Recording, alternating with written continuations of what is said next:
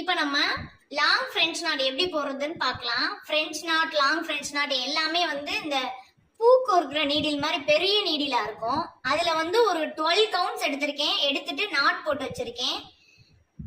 சிக்குழுகாம நல்லா கவனமா பார்த்துக்கணும். வாங்க எப்படி போடுறதுன்னு பார்க்கலாம். ஃபர்ஸ்ட் இப்படி குத்தி வெளியே எடுத்துக்கணும். வெளியே எடுத்துட்டு ஃப்ரெஞ்ச் நாட் எப்படி போடுறேன்னு பாருங்க. இப்படி கையில இப்படி நூலை பிடிச்சிட்டு இந்த நூலுக்கு மேல போக கூடாது, கீழே வந்து இப்படி வச்சுட்டு இப்படி ஒரு சுத்து சுத்திட்டு இதுக்கு பக்கத்திலேயே நம்ம இப்படி குத்துனோம்னா குத்திட்டு இப்படி நல்லா பிடிச்சுக்கணும். இப்படி பிடிச்சிக்கிட்டு நூலை பிடிச்சிக்கிட்டு இப்படி மெதுவா இழுத்தீங்கன்னா ஃப்ரெஞ்ச் நாட் விழுந்துரும். இப்போ நம்ம லாங் ஃப்ரெஞ்ச் நாட் எப்படி போடுறதுன்னு பார்க்கலாம்.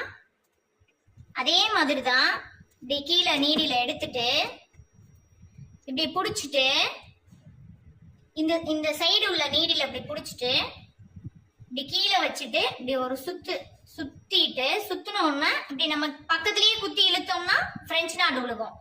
இதேதான் கொஞ்சம் தள்ளி குத்தணும் அப்படின்னா இப்படி பிடிச்சுக்கோங்க.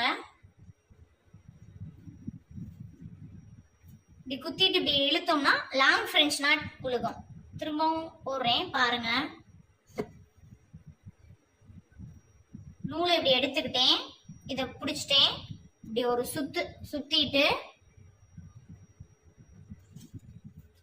தள்ளி குத்தணும். தள்ளி குத்திட்டு இப்படி மெதுவா இழுத்தோம்னா லாங்கா வந்து நாட்டு விழுகும். இதுதான் லாங் ஃப்ரெஞ்ச் நாட். திரும்பவும் பாருங்க. இப்படி எடுத்துட்டு